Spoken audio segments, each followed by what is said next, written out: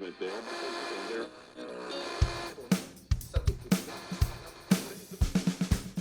You're listening to Head South Radio with your host, Kat Meyer, a podcast dedicated to prioritizing pleasure and removing the stigma and shame around sex. We're here to be curious and have an open conversation about sexual health and relational wellness. This podcast is intended for educational and entertainment purposes. The information discussed is not a substitute for professional medical advice.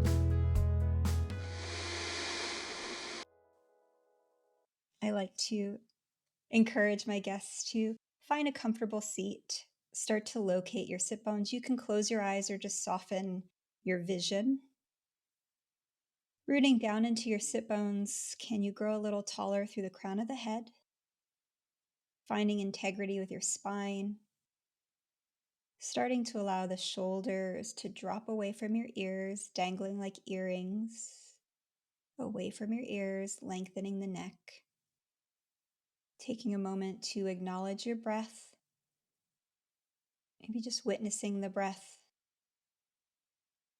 Following the breath. No need to change, manipulate, or effort with your breath. Just watching the breath like you'd watch waves on the ocean. Taking a moment to set an intention for our conversation for the next hour. And then whenever you're ready, just start to blink your eyes open, taking in the light, taking in your space. That was Hi. lovely. Hi, thank you. I do meditation every morning and I go to yoga every day. So I was familiar, but that was a lovely one. Thank you. Oh, I appreciate that. Thank you. I'm also a yoga teacher, and I recently started meditating now in the morning and at night. So kind of creating a opening and closing practice for my day. And it's been 25 days now of meditating morning and night, and it's been really wonderful. Congratulations. That's awesome. Thank you. So Dr. Laurie, I would love to start with some icebreakers, and then we'll get into an intro, and then there's some topics that I'd like to kind of go over with you. To get started with the icebreakers, would you rather never have oral sex again or never have penetrative sex again? Well, I think the population would say never have penetration again, because we know most women don't orgasm from penetration. But for myself, if it's a choice between those two, I would pick penetration. But that's because I'm an unusual person. I'm not overly fond of oral sex for myself. However, if you were asking me if I was going to give up manual or vibrator stimulation with my partner or penetration, I'd give up penetration. Interesting. Thank you for sharing that. Yeah, because it's sort of a myth that every single woman loves oral sex, and it's actually not true. But most women do love external stimulation of some kind. So, and we're going to definitely get into that topic as well later in the conversation of like the differentiations. Okay, sorry, I can't help myself. But... No, don't be sorry at all. No, I'm excited. Like I was just kind of teasing what's coming in the conversation, but there is different versions of how women define pleasure for themselves and experience pleasure. And there's I appreciate that you kind of demystify, because I think for some listeners, they don't like oral sex or don't want oral sex. And so I think that's very helpful to kind of make it relatable and understanding like you're not alone in your experience of pleasure. Yeah, exactly. Describe your ideal relationship dynamic and the roles you and your partner take. I'm in my ideal relationship, frankly, so that's not a hard one. I've been married to the same person for it'll be 40 years this coming summer. And congratulations. Thank you. Yeah, and it gets better every year. And I think that's because we appreciate each other. We communicate really well. We give each other the space and freedom we need to pursue our own passions. We enjoy each other's company. We make each other laugh. We support each other during hard times. We call each other out when the other person is not their best self, and we make each other better people. Oh, I love that. How do you like to show love? It depends to who. To my husband, I listen attentively when he talks. I'm very physically affectionate. I do a lot of words of affirmation to my adult daughters. A lot, I mean, hugging when I get to see them, of course, but a lot of words of affirmation and a lot of acts of service for them. Yeah. Mm-hmm. And my friends, spending time together, talking, listening. It depends on the relationship and what I think that person's love language or needs are, basically. Mm-hmm. Yeah. I recently had a conversation with a guest about love languages and how it is that like we can oscillate around the different offerings or versions of love language and kind of meet people where they're at and give them what they need as well as what you need when you want to show love and express love. And so it's not just like one size, like it's just acts of service. It's all of them, and you just kind of rotate through and offer what you can to people. Right. And a lot of times people make the mistake of expressing themselves. They give their partner the type of love they want rather than the type of love their partner wants. Mm-hmm. And that's a And big that's the problem I beauty of see a in my relationship. therapy practice. Yeah, Yeah. exactly. But the beauty of relationship is like the curiosity to know and learn what the other person wants, desires, and needs. But we often do that of like, well, I like when you cuddle me, and then you expect that to be what your partner wants, like an expectation. Exactly. Exactly. Yes. And so I wanted to start off with who you are and what you do and who you work with. You've mentioned clients, and so what is your work? How did you get into your field?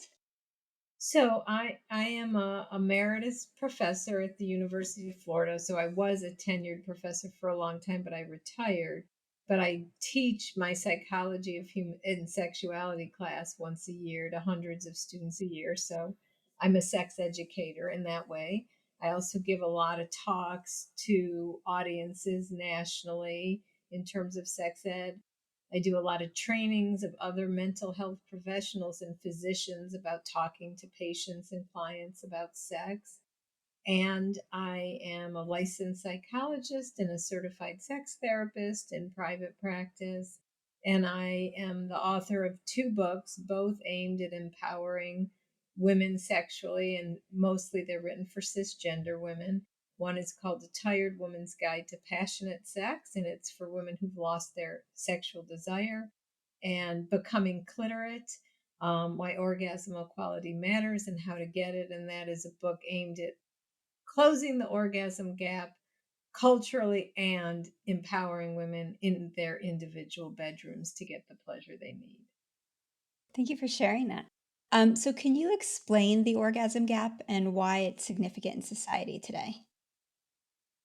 Absolutely. So the orgasm gap is the consistent finding in the psychological research literature that and we don't have much research beyond this, just a little, but when cisgender women, so people born when they're identified as a girl at birth and still identify that way. So when cisgender women get it on with cisgender men, the women are having substantially fewer orgasms than the men. And I could give you some statistics if you want, or I can stop there. Yeah. No, I'd love for you to share some statistics. Mhm. Okay, so it's biggest in hookup sex. So in a study I did pretty recently, 77% of men versus like 10% of women said they orgasm during first time hookup sex. So it's really big in hookup sex. It gets smaller in subsequent hookups, friends with benefits. In relationships, it's smallest of all, but it rarely, not never, but it rarely closes altogether. There was one study that said in relationships, 65% of women versus 86% of men said they always orgasm during a sexual encounter.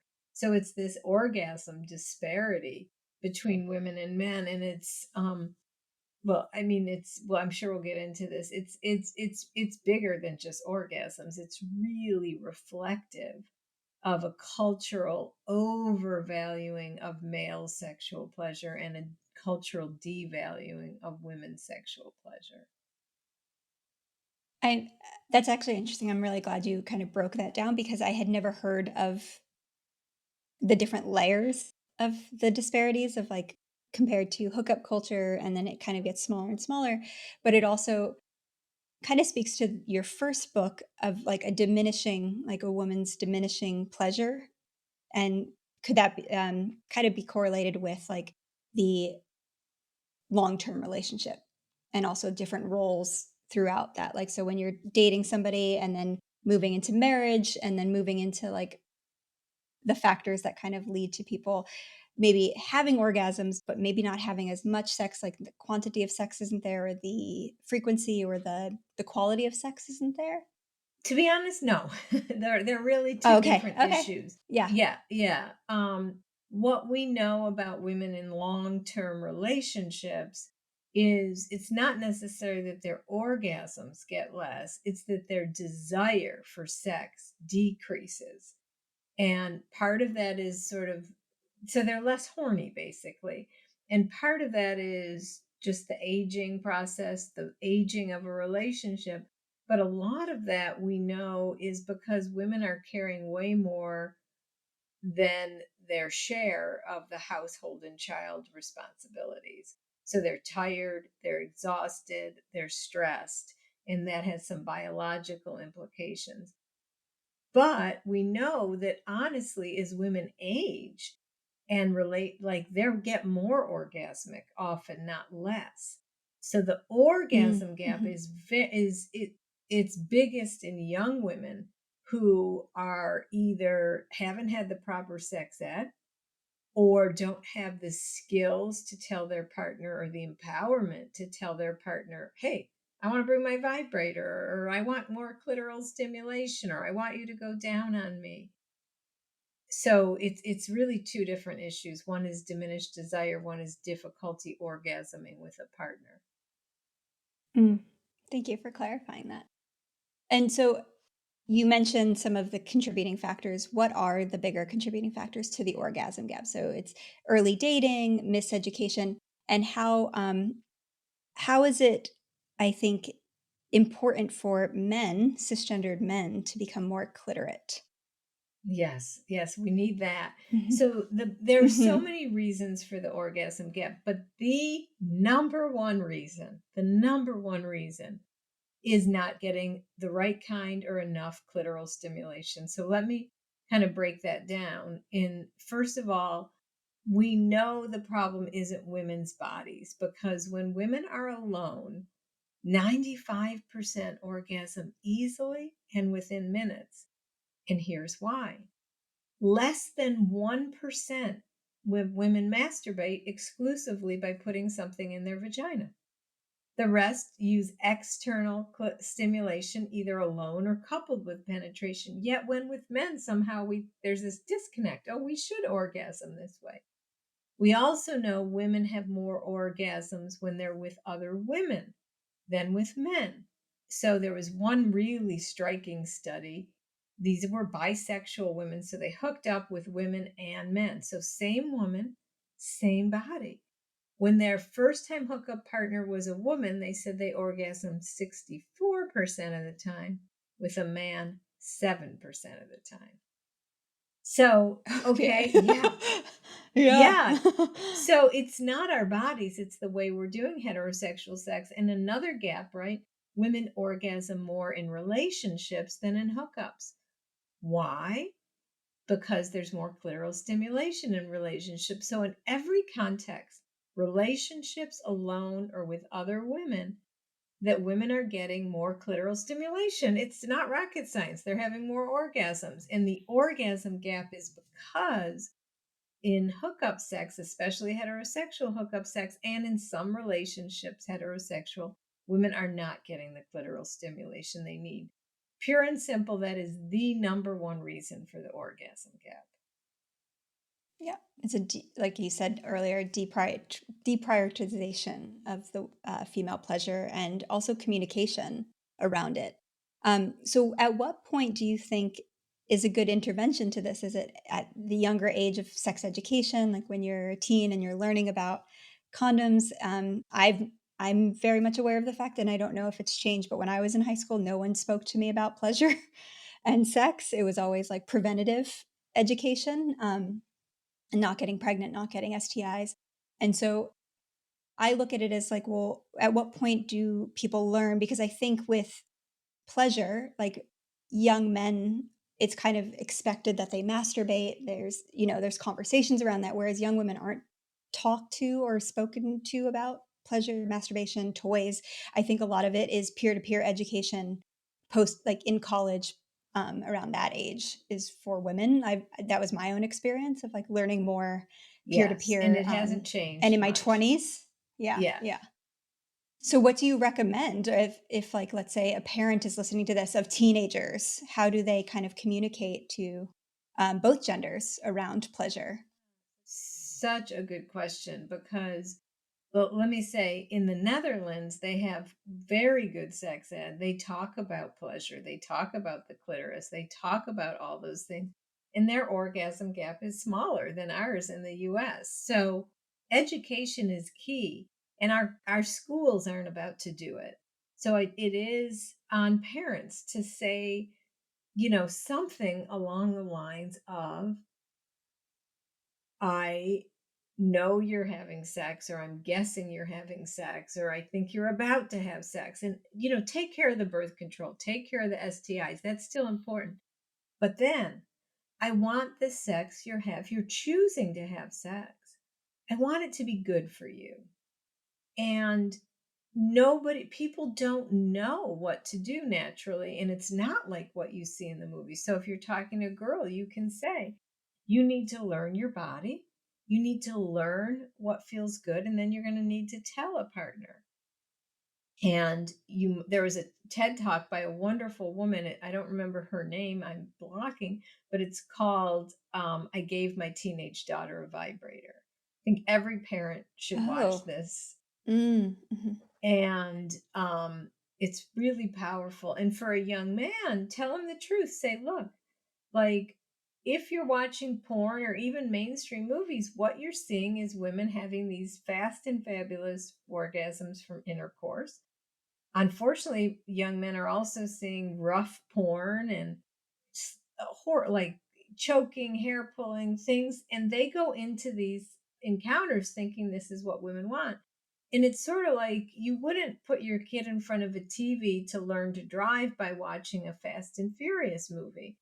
You teach them how. Sorry. Right? So, right. Yeah. but that's what we're doing with sex. These kids are watching porn Yeah. and they think that's what they do. So you got to tell them that is fiction. Don't ever choke your partner. Don't talk dirty. Ask them what they like. Oh, and by the way, most women are not going to orgasm from penetration. So you need to ask them, do they want to bring their vibrator? Do they want you to touch them? Do they want to touch themselves? We have to educate. It's like we tell people don't do it. Oh, if you're going to do it, use a condom. And it stops there. Like nobody gives you the route to pleasure. And if this is too uncomfortable for a parent, there's books out there that do the same thing. Give them one of these books. Mm-hmm. Yeah, I've had a few guests. I've asked a few guests, like, what was your sex education like? And I've gotten a variety of ranges of, one of my guests, their father left the Kama Sutra, a video Kama Sutra out, like purposefully for them to find and watch that. And other parents have left books and things to be like in the bedroom, like, here, read this, if it was too uncomfortable to have that conversation. But it's exactly why I wanted to have this podcast, is because it's about also relational and understanding and relating to the people in your life, not just your partner, but like your children, your parents, the people in your circle, and what they're going through. But it's also, I wanted the opportunity for people to hear advice now, because like myself, I have friends who are becoming parents, and so they have like, they're going through fertility journeys, but they're also raising children and kind of talking about toddler age anatomically correct terminology, and kind of being much more aware of the importance of sex education at the different stages and ages of life. And so I always like to ask, like, well, how do people communicate with their children? Because also, how do we continue the journey of learning about sex beyond what we learned in high school. So a lot of people learn in high school, or they're told what you just said of like condoms, STIs, and then there's not further conversation. I think women get more because we communicate with our girlfriends and going through the different journeys and stages and seeing our doctors more frequently. But men, it's just like they get sex ed in school, they watch porn, and that's it. So how do you Yeah. recommend people, especially in heterosexual couples? Like, I think a lot of women, it's amazing to see, especially in the last decade, like a lot of women getting more empowered and finding and discovering their pleasure.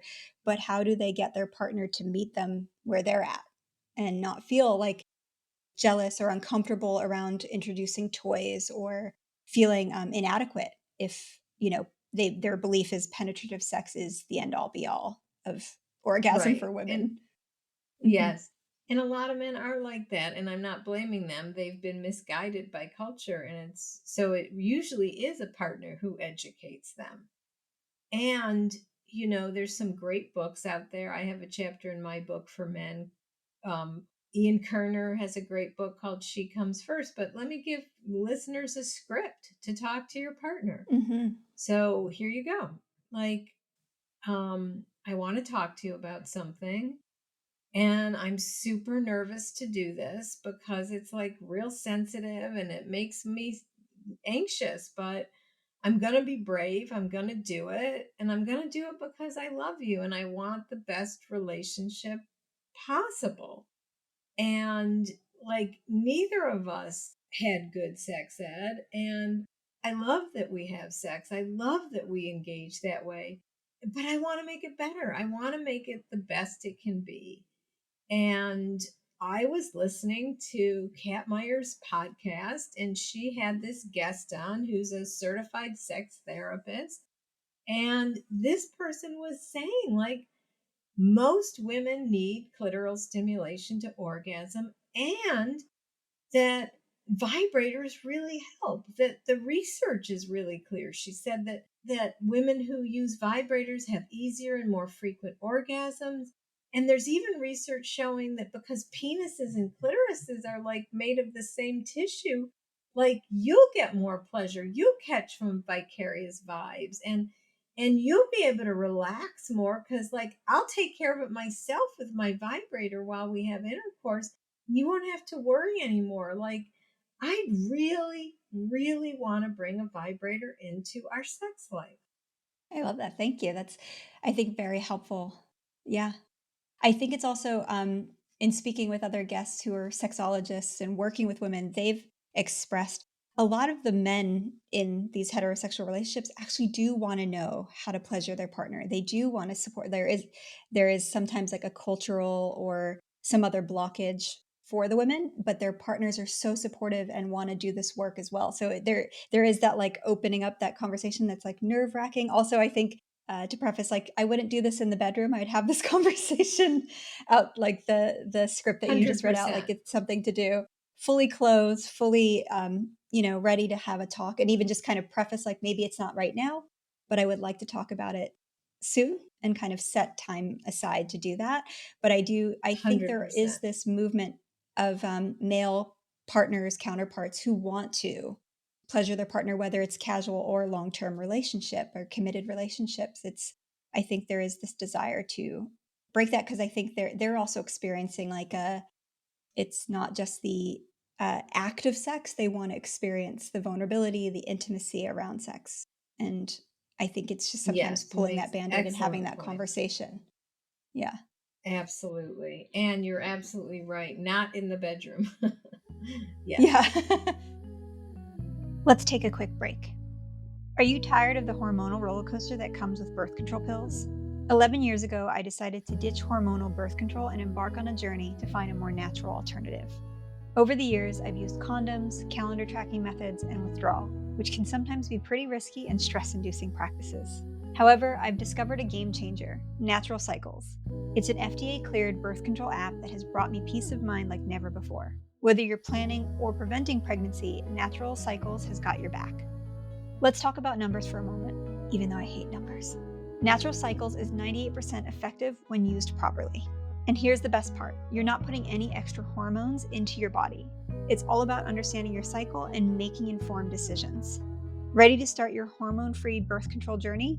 Use the link in our episode description to get 15% off the annual subscription for Natural Cycles. That's right, 15% off to take charge of your reproductive health in a natural and effective way. Say goodbye to those hormonal ups and downs and hello to a birth control approach that aligns with your body.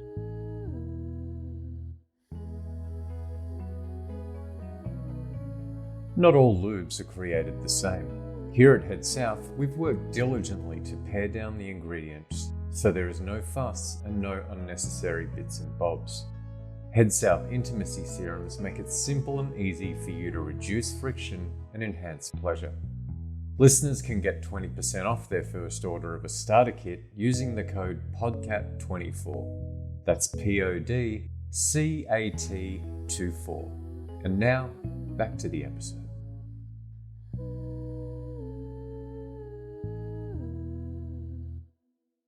You mentioned, and I wanted to bring it up, of the media. So that was one of my things, of media and the portrayal of sex and masturbation. And so I think about, the movie Black Swan. I don't know if you remember that. It came out like a decade ago with Natalie Portman. Vaguely. Yeah.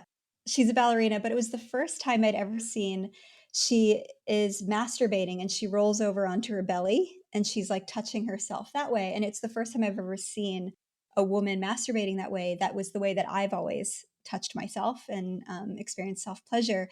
And it was very validating because I was like, oh my God, I thought it was weird. And then I looked it up and found articles of women and like Reddits and, group forums talking about this, of like, that was the most validating experience for a lot of women who masturbate that way. And so I think it's interesting because we don't see a lot of accurate portrayal of sex and intimacy, masturbation, especially when it comes to women. And so we often see that thing that you mentioned of like a rushed, like, oh, they're ripping each other's clothes off. It's super passionate. And then all of a sudden they're like laying in bed awkwardly with like perfectly placed blankets on them. And there's no conversation. There's no consent often, and there's definitely no foreplay or buildup or toys in that way. If it's toys, it's like comical, and it's not an accurate portrayal. So Right. I'm curious your take on that, of how, I guess my main question is, what are the different ways that a woman or someone with a clitoris can masturbate? Oh, so many. And Share Height has probably the best study on this ever done. It's old, but I've actually sort of repeated it with my students because I do anonymous polling with them, and it pretty well comes out. So, first of all, again, less than like around 2% or less do it by putting something in their vagina. The rest use some kind of external stimulation, and there's various ways to do that, either alone or coupled with penetration. Some women lay on their backs and use their hand or a vibrator. Some women lay on their stomach and use a hand or a vibrator.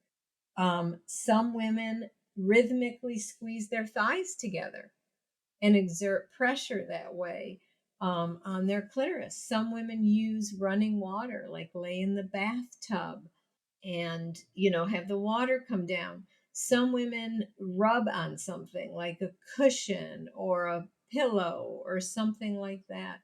But so all those ways are ways women masturbate. And what I love to say to women is, with communication and creativity, any masturbatory style can be transferred to partner sex. And the most essential step for a woman to have an orgasm with a partner is to get the same type of stimulation she gets alone. Mm-hmm. Yeah, I would say that I love mutual masturbation, and I think it's an excellent way to kind of visually show and tell and express with your partner and watch them and what brings them pleasure, and also share and show and tell what brings you pleasure. And I think that's like kind of a continuation of like the conversation that outlined, like here's how you kind of bring it up.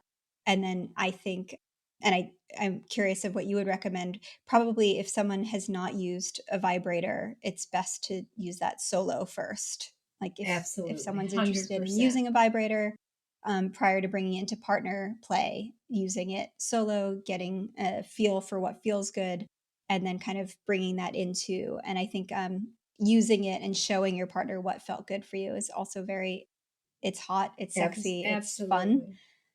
I also want to underscore for listeners that it's no less sex if you touch yourself.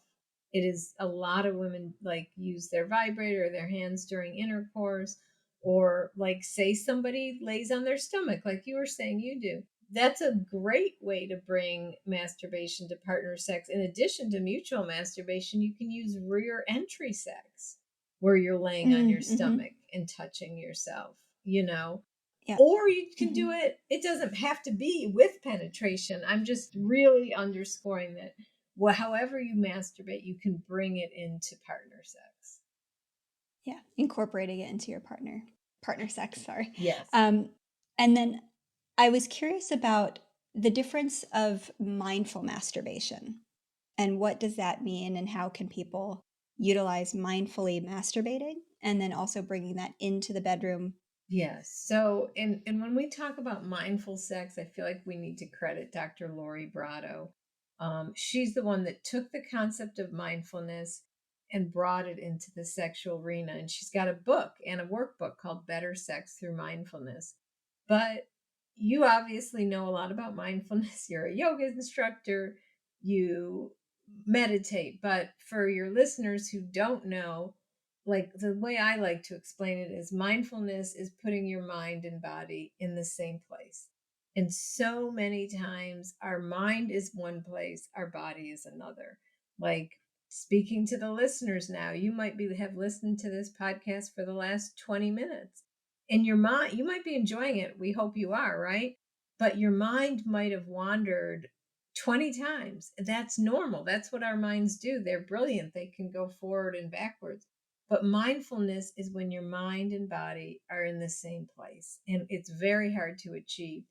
I like to think of it as the roller coaster. If you're like me, when you get on a roller coaster, you're like, oh, why did I get on this? Like, I might vomit, I might get stuck.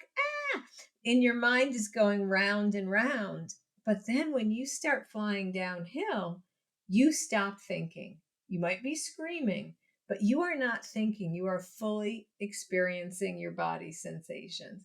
And that's what mindfulness is. And that's why it's sex's best friend. Because to experience pleasure and orgasm requires a total immersion in the physical sensation and turning off that critical thinking brain. Do I look okay? Do I smell okay? Is he having fun? And so practicing mindfulness in daily life through meditation, through yoga, through daily activities, the next time you brush your teeth, really focus on the sensations in your mouth. And when your mind wanders, oh, there she goes, bring her back, focus again. And once you master that ability to catch yourself leaving your body and bring yourself back without judgment, then you apply it to masturbation. You practice that when it's just you and you. And then you do the same thing when you're with a partner. Yeah, I like to advise people, like, especially when you're eating, like there's so much pleasure we can get from eating our favorite foods and what we like and don't like. And so that kind of can translate from the kitchen to the bedroom of like what you like and don't like. But if you ignore and you're not paying attention, or you're, I think a lot of people get stuck in their head, like you were saying, like, am I doing it right? Does it feel good? Oh my God, this doesn't feel good for them. Do I look this way? Do all of those things start running through? And that's totally normal and happens all the time. But it's the ability to then like rein yourself back in to the present moment and feel like, oh, that feels good, and then express it as well. So your partner knows what's feeling good, how to communicate, how to continue that, what they're doing. Because I think that sometimes can happen too, where performance anxiety, we all start getting in our heads, and then people are kind of moving through, like not being able to communicate what's happening, and then kind of moving blindly through the act of sex versus experiencing sex together. But I always like to relate it to like, if you're struggling to communicate what feels good, or you're not sure what feels good, same thing of like paying attention to the mundane things of our day, brushing our teeth, eating, and really, and like even just washing the dishes, like things like that, where you're like really paying attention to what's going on, the temperature of the water, the bubbles, all of that stuff really starts to harness and hone in your focus, your attention, and starts to allow you to be embodied and feel what's going on in the sensations in your body, and then start to know what those sensations are to express them. I think it's something that all 100%. genders experience and have a struggle with communicating what brings us pleasure. When it comes to sex toys and tools that help with pleasure, what do you recommend? I recommend finding one you like and using it. Period. End of Mhm. story. Mhm. Start with a clitoral vibrator if you've never owned one, with multiple speeds, and get a good quality one made of medical grade silicone, for example, like those by Lilo. The reason is because the porous materials are harder to clean and they harbor germs, the porous material. So a multi and expect that you're going to buy a couple, because not everybody likes the same thing. Just like, anything, it may take a couple purchases till you find your favorite one. And then when you find your favorite one, buy a couple in case it's discontinued. I have a friend who works in a sex toy store and says people come in with like a 15-year-old vibrator, like, I need to find this, and it's no longer made. So get some backups when you find your one you really love. That's such a good tip. And I agree. I think going to a sex shop and some of these places that have been popping up are so well curated, as well as the staff are very educated and are very friendly and like wanting to help you. And so I think like sometimes that can be intimidating to see some of these boutiques and sex shops, but a lot of them now, especially I find female owned, queer owned spaces are so safe and such a wonderful experience to kind of Yes, learn what could help bring you pleasure. And they offer books, they offer not just toys, lubricants, all of the products, but they offer educational resources as well. absolutely. Yeah. And then, what is your take, Dr. Laurie, on planning sex? So, for couples who, they've been together a long time, they're kind of juggling busy, busy lives and probably also have families. And I know there's like a stigma sometimes around planning sex. What is your take on that? It's a scientifically supported technique. It's in my first book, and I strongly recommend it for busy couples. Um, and people get like, "Oh, it's not romantic." And first of all, it is more romantic than not having sex. Second of all, the reason people don't like it is because they buy into the myth of spontaneous sex. There is no such thing. Even when you were younger and dating, before like long-term couples living together, married, kids, jobs, you would go out on a date and you would get dressed up and you would flirt all night, and oh my gosh, the night ended in sex. That's not spontaneous, that's well orchestrated. It's like, so we have to let go of the myth of spontaneous sex. And once lives get busy, we don't just show up. Like, you and I emailed several times, we found a time that worked in both of our schedules. We didn't just suddenly hop on your recording studio at the same time. It needed to be planned. And the same is true of sex. And I like to call planned schedule encounters trysts, a planned meeting Mm. between lovers. It's a little sexier word. And it really helps. It especially helps when people are busy, when desire has diminished, that you carve out the time in your space, in mind, in time wise. You can prepare yourself. You can take the time to build arousal, to enjoy each other. And so and it also, for couples with different drives, it's a very helpful thing to be able to say, what's our ideal frequency? And then plan around that and make some compromises around that. So, as a sex therapist, in long-term relationships especially, I recommend that all the time to my clients. I also think it's like channeling in and honing in on the frequency, but also kind of holding that space, because similar, like we had a recording booked 2 weeks ago and I had to move it because of a scheduling conflict. That can happen when you schedule sex as well. Or like you get to that day and time and you're just like, I'm tired, I'm feeling this. And I think just holding space for being intimate or connecting. And so it might be like cuddling. It doesn't have to fit the expectation of like, oh, it's 5 o'clock, we need to like get it on right now. It shouldn't feel like that. It's more of like, how do we come together and match and find the right timing for frequency in our bodies and all of that and connecting. Yes. Mhm. Yes. Although the one little tweak I'd make from my perspective of what you said is, sometimes if you say, oh, we have this time and I'm too tired or I'm not in the mood, it will never happen for women who've lost their desire. And there's something called, and I'm not saying force it if you really don't feel it, but there is something called responsive desire for women as we age. And that is that we don't feel horny until we've even started engaging in sex, and that it's reversing the equation, that it's not like, oh, I'm so horny so I'm going to have sex. It's, I'm going to have a sexual encounter and that will lead me to feeling horny. So if you do use scheduled sexual encounters, I think it's important to have a conversation around, when is it okay to say, no, I'm not in the mood? Like, certainly you're sick, you really don't feel good, but I'm not horny is not a reason. That is why you're having the scheduled sexual encounter, to allow the touch to lead you to feeling horny. And I have so many women who say, I start sexual encounters not horny, and then I have a great time.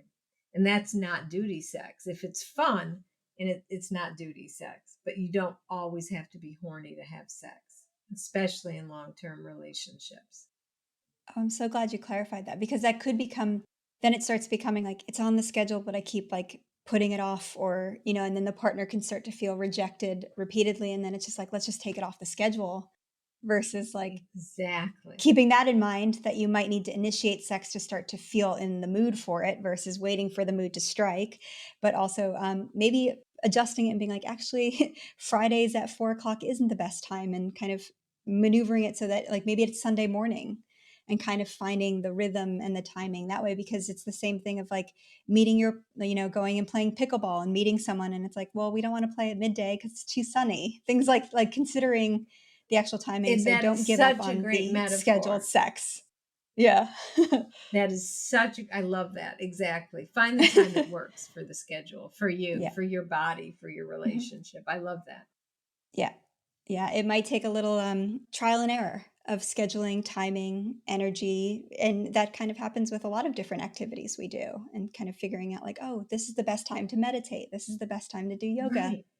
And meeting your partner there. And then I love that you kind of Right. preface like, yeah, you just don't want it to become a repeated excuse of like, oh, I have a headache. I have it like, now it's on the schedule that I'm going to kind of put this off. Right. Or, the reason Exactly. we're putting Yeah. it on the schedule is to prioritize it. Yeah. Exactly. Exactly. Dr. Laurie, I wanted to thank you so much for taking the time out of your day to share all of this wisdom. How do people find you? Many ways. My website is the best way, www.drlauriemintz, DRLAURIEMINTZ.com. And from there, you can find links to buy my books, to all my social media. And of all the social media, I'm most active on Instagram. But my handle for Instagram, Facebook, Threads, it's all the same. It's Dr. Laurie Mintz, DRLAURIEMINTZ. Yeah, your Instagram is one of my favorite accounts, especially in regards to pleasure and pleasure education. Is there anything you'd like to close with for our audience? Anything you'd like to share? No, this has been delightful. Thank you for having me. Keep doing what you're doing. And everybody out there, I guess I'll just say, especially for the people with vulvas, you deserve pleasure. Take it in your own hands. Buy a vibrator. Get the same type of stimulation alone as with a partner as you do alone. Our bodies are built for pleasure. Oh, I love that. Ooh. Thank you. All right. Thank you.